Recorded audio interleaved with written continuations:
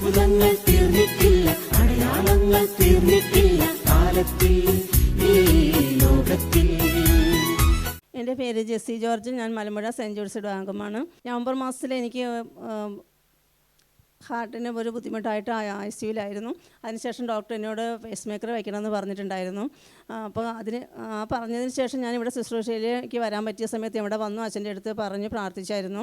അപ്പോൾ അച്ഛൻ ഞാനും 16-12 വചനം 500 പ്രാവശ്യമെങ്കിൽ അങ്ങനെ ചൊല്ലി പ്രാർത്ഥിക്കാനായിട്ട് അച്ഛൻ പറഞ്ഞിട്ടുണ്ടായിരുന്നു.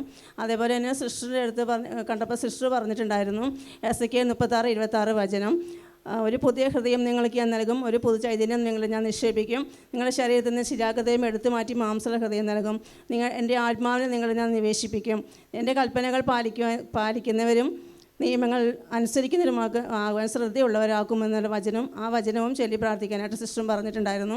അപ്പോൾ ആ വചനങ്ങൾ രണ്ടും എനിക്ക് പറ്റുന്നത്ര ഞാൻ ഓരോ ദിവസവും ചൊല്ലി പ്രാർത്ഥിച്ചുകൊണ്ടിരുന്നു.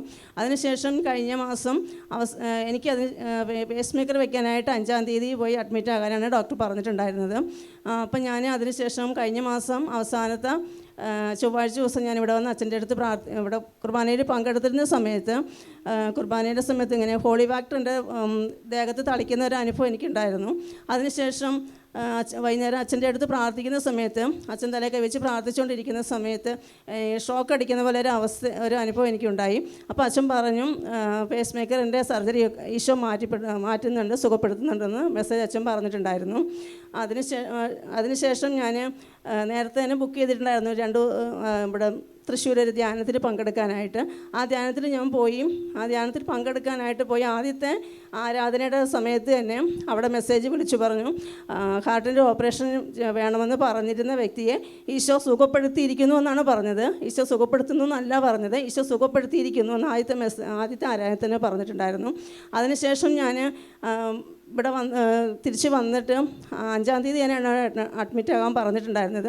4-ാം തീയതി ഹോസ്പിറ്റലിൽ നിന്ന് വിളിച്ചിട്ട് പറഞ്ഞു 6-ാം തീയതി വിളിച്ചപ്പം മോളാണ് ഫോൺ എടുത്തത്. മോള് പറഞ്ഞു ഞങ്ങൾ ഒന്നുകൂടെ ഡോക്ടറെ OPയിൽ കണ്ടിട്ട് അതിനുശേഷം സർജറിക്ക് വരാമെന്ന് വിചാരിച്ചാണ് ഇരിക്കുന്നതെന്ന് പറഞ്ഞു. അതിനുശേഷം ഞങ്ങൾ വരാമെന്ന് വിചാരിച്ചിരിക്കുന്നത്. അവിടെ നിന്ന് അവർ പറഞ്ഞു അല്ല, ഞാൻ അങ്ങോട്ട് വിളിച്ചത് 6-ാം തീയതി ഉണ്ടായിരുന്ന സർജറികളെല്ലാം ക്യാൻസൽ ചെയ്തു എന്ന് പറയാനാണ് വിളിച്ചതെന്ന് പറഞ്ഞു. അങ്ങനെ അതിനുശേഷം എനിക്ക് യാതൊരു ബുദ്ധിമുട്ടുമില്ല. എന്നോട് ഡോക്ടർ പൂർണ്ണമായ റെസ്റ്റ് എടുക്കാൻ പറഞ്ഞിട്ടുണ്ടായിരുന്നതാണ്. എനിക്കൊരു ജോലിയും ചെയ്യാൻ പറ്റില്ലായിരുന്നു. പൂർണ്ണമായ റെസ്റ്റ് പറഞ്ഞതാണ്.